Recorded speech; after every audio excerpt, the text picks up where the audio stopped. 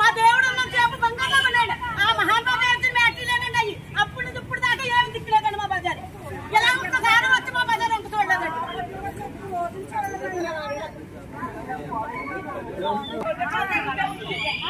అయ్యి బాబా ఎవరో పట్టించుకున్న వాళ్ళు లేరు. కనీసం సంవత్సరం ముంచెత్తున్నామని కంప్లైంట్లు.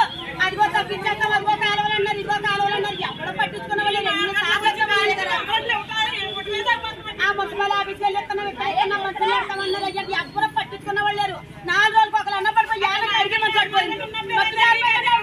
తీసుకుపోయారు. ఇంకెవరు పట్టించుకున్న వాళ్ళు ఉన్నారండి?